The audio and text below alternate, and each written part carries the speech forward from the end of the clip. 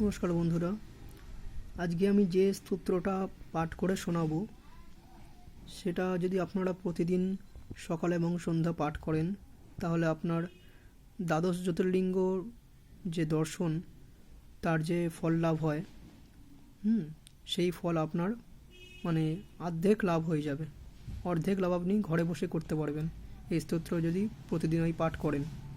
ঠিক আছে, এই স্তোত্রের যে শেষে বলছে এই স্তোত্র যদি পাঠ করেন আপনি তাহলে আপনার সপ্ত জন্মের যে আপনার যে 7 জন্মের যে পাপের যে ফল সেইটা পর্যন্ত বিনাশ হয়ে যেতে পারে। তো চলুন আজকে আমি এই স্তোত্রটা পাঠ করছি, আপনারা দেখুন। আপনারাও মুখস্থ করার চেষ্টা করবেন পরে। দেখে যাক,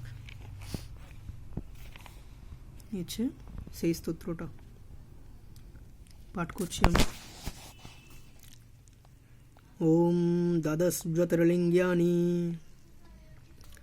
सौराष्ट्रे सोमनाथं च श्रीशैले मल्लिकार्जुनम् उज्जयिन्यं महाकालम् ओंकारम् अमलेश्वरम् परल्यं वैद्यनाथं च डाकिन्यं भीमशङ्करं शतुबन्धे तु रामेशं नागेशं दारुकावने वाराणस्यं तु विश्वेश्वं त्र्यम्बकं गौतमीतटे हिमालये तु केदारं घोष्णेश्वं च शिवालये।